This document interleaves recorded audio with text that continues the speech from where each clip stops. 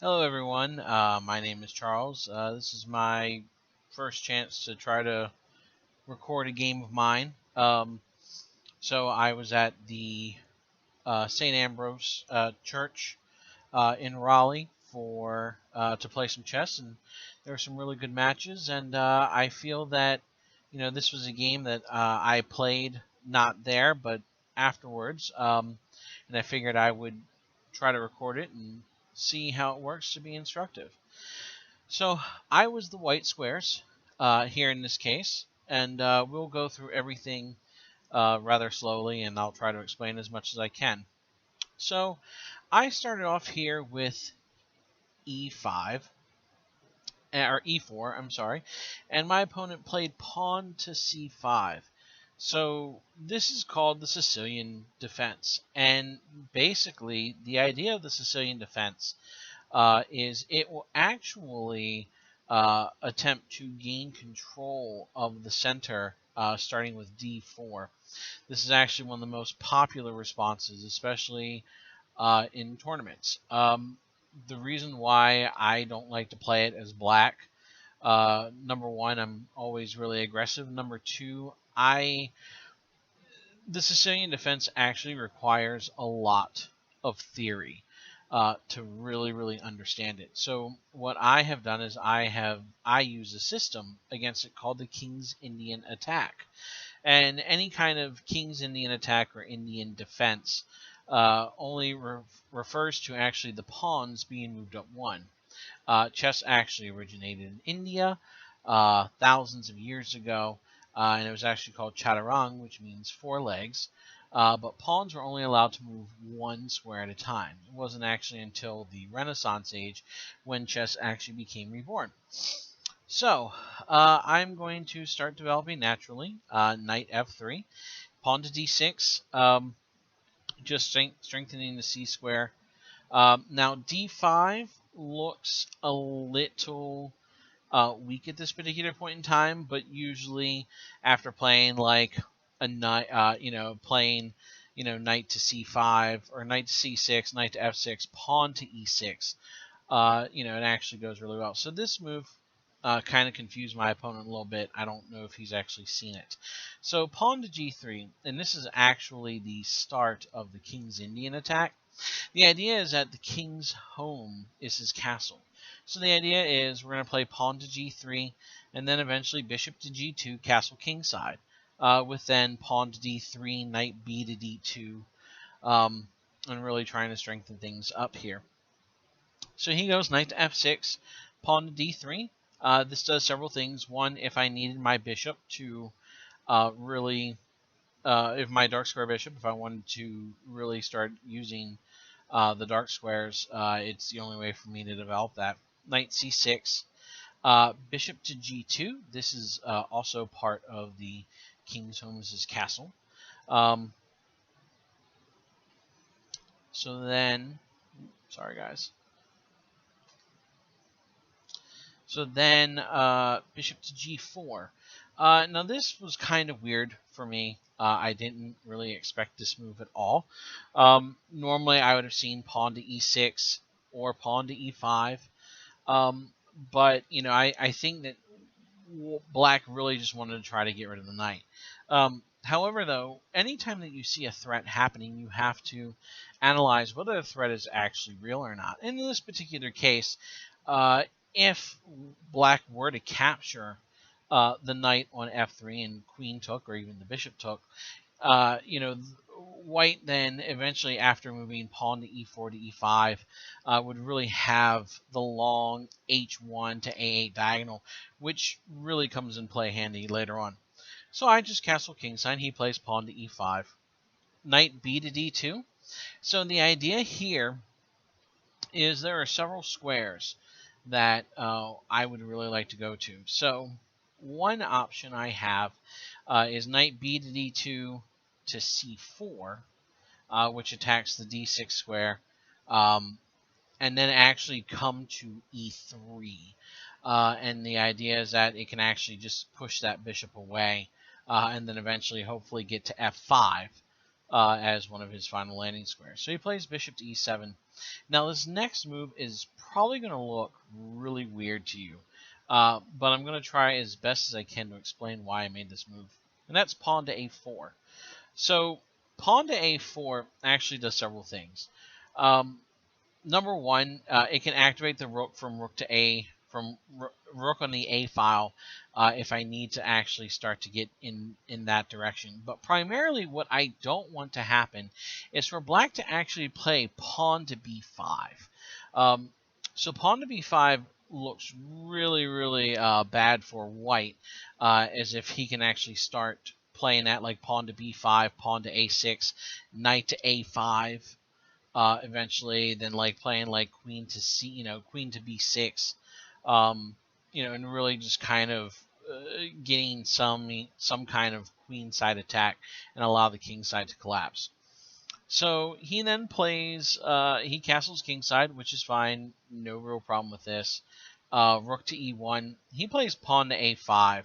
Now, here, I don't know if pawn to a5 was actually the best move. So the idea of playing pawn to a5 is that he probably then just wants to eventually just try to play pawn to b5, but it actually doesn't really work out that way. Um, so in this particular case, I kind of felt that this was a mistake. Like, most likely, I would have, if I were black, I would have played several things. One, I would have tried to play bishop to e6. And if that's particular, so bishop e6, knight c4, pawn to h6, not allowing the bishop to get to g5. Knight f to d2, and that way eventually to go to b3. And then queen d7 here actually looks pretty good. I don't think that there's any real advantage of both black or white here. I think play is just about equal. So we're going to go back to a5. And now my next move is going to look a little bit weird to you guys, but there were several different scenarios in which I wanted to see happen. So the move I play is knight to f1. So this does several things.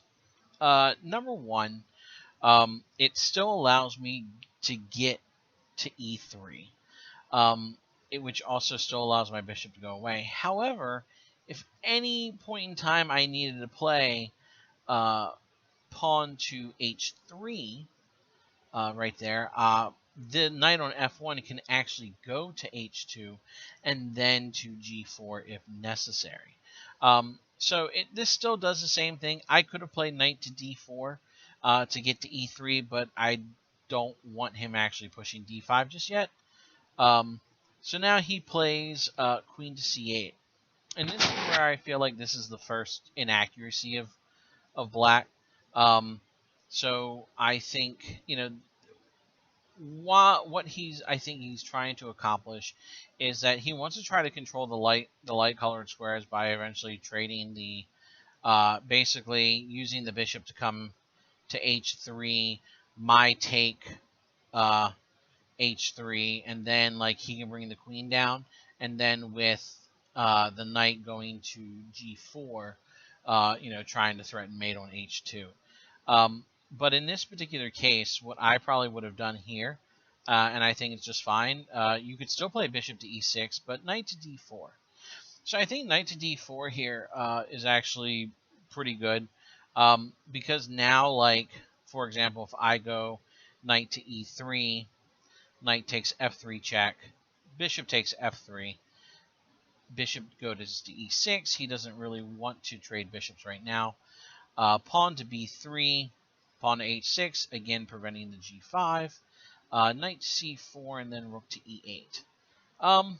And this is still just an equal game. There's a lot of play. Like his knight will probably, like the queen will probably go to c7 at some point. Knight to d7, so he can actually start pushing f5 to really make a good central attack here. But anyway, so at this particular point in time, I continue with my plan of knight to e3, and now he decides to play bishop h5, which is actually correct. Trying to exchange knights here, I'll show you what happens. So if bishop were to take, then I can either take with the queen, which is most likely what I do. He'd play knight to d4, attack. Queen to d1, which is fine. And then he plays knight to e6. And then I have bishop d2, just completing my development here. Also attacking, eventually c3 to d4. Pawn to b6. Pawn to c3. Rook to e8. And then I play queen to b3. So now, if we move the queen here, we now have the idea of being able to quickly look at the b6 square and still keeps everything in the center. So queen to d7, bishop f3, and then pawn to h6. And white here definitely, I think, has more of an advantage because now he just plays the crushing queen to b5. And black can't really afford to exchange queens here. The fact is, if he tries to exchange queens, then the A file actually becomes half open. So, like, we go here, A takes b5, rook A to b8. Actually, he can move knight to c7 to attack the pawn. Knight to c4, or bishop to d1. Let's go bishop d1. So if you think that they can actually take right now, then I just immediately play bishop to a4. Let me go back. Bishop to a4. Let's try it again. Bishop to a4.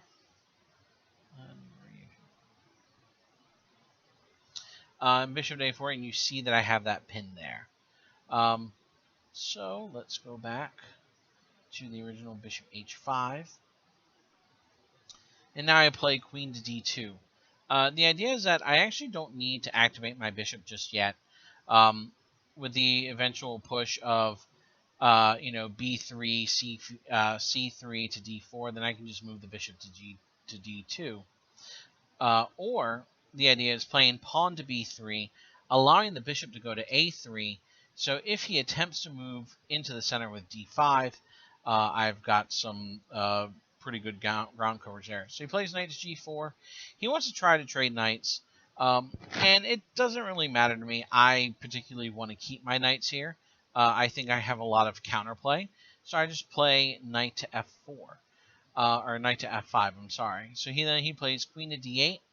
I play pawn to h3, kicking out the knight to f6, and now I play knight 3. h4. So, for you guys who are not sure what I'm talking about, I have two knights that are on the same file. Well, if they're on the same file, and both of them can go to the same square, I don't know which one can. So you have to say knight 3 or knight 5. So knight 3 h4 is that way. Knight 5 h4 is the other knight. So he plays knight to d4. And now this is where I've got a very good surprise for him. And he actually went into the tank for quite a bit here. And I actually played knight takes e7 check. So then he plays queen takes e7. I play knight to f5. He moves his queen back to d8. And now I exchange. So now what white is allowed here is after c takes d4, and I'll show you why e takes d4 doesn't work. But now black has a double pawn, which gives me an advantage. I can now attack everything. The light colored square on d5 is pretty well covered, and the knight can't really get anywhere to there. So the knight doesn't have a whole lot except to go back to d7 to b6, and then maybe pawn to d5. Where he could have some counterplay here. But if we go and actually take this back here and show e takes d4, I immediately can just play pawn to f4. And so then at this particular point in time, even though it looks like I'm exposing my king, I'm gaining more central control.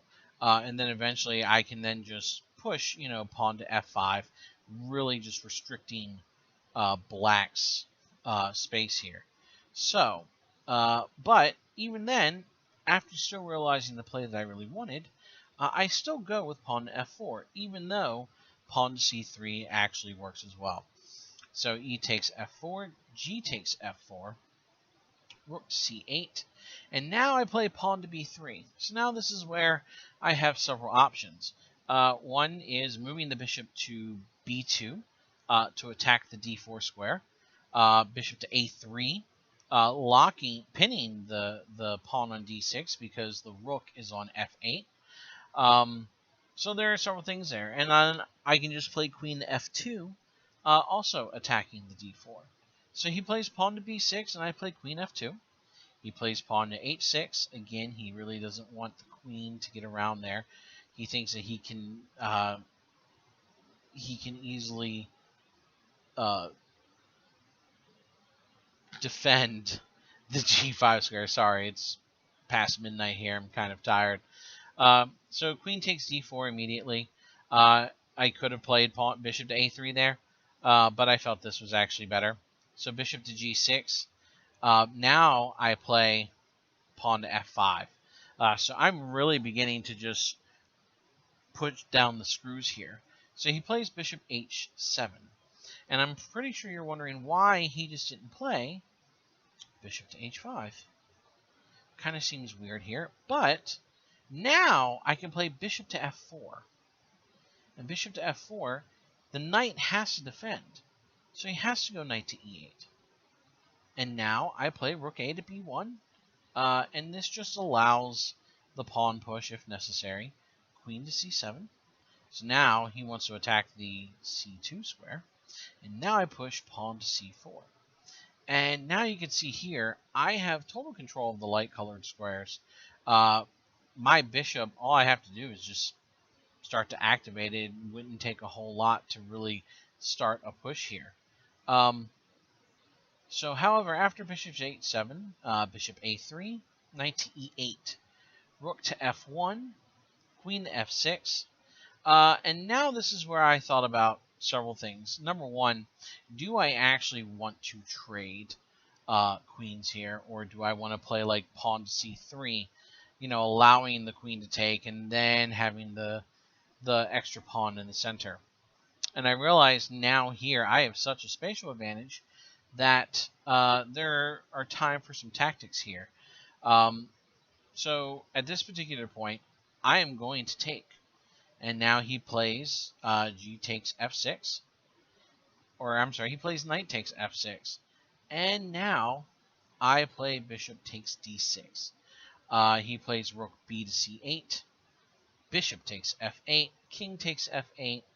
Now I play pawn to c4. Rook to d8. Rook a d1, defending the square. Knight to d7, and now pawn to c4. And this is where he actually gave up. And it's kind of hopeless here. And the reason being, so let's just say now he wants to play he doesn't have a whole lot of play. So let's say pawn to g5. Well, I could take via en passant, so bishop takes f6, or f takes g6, bishop takes g6. But I could even just do this. Pawn to e5. So at this point now, look how much of the center I have.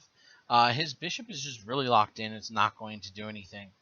So now, he doesn't really want to do a lot, but, king e8. And after king to e8, this is just, I can just play king h2 or bishop to c6. King h2 allows me to now get into g3 and then push the pawn on h4. So king to f8, king to g3. And then he plays king to g7. And now it's really just, it's really, really grim. And the move that's just absolutely crushing is just pawn to c5. He can't do anything with this position. Even if he tries to take, it's just a nightmare. So let's go over this for a second. So if he takes, then I have really several options. I can play f6 check to move the king back to f8, or I can just play d takes c5, and now I've got a pin on the knight. So he's got to play rook e8. I mean, he can't move the knight, and the knight's just going to get pinned, or he'll lose the rook. So he's got to play this. And now I think like just being able just rook takes d7, rook takes e5. I don't see a way that white or that black wins being down an entire rook. So yeah, I hope to see you guys at the chess club, and I'll review this video to see how it works and maybe record again. Thank you very much.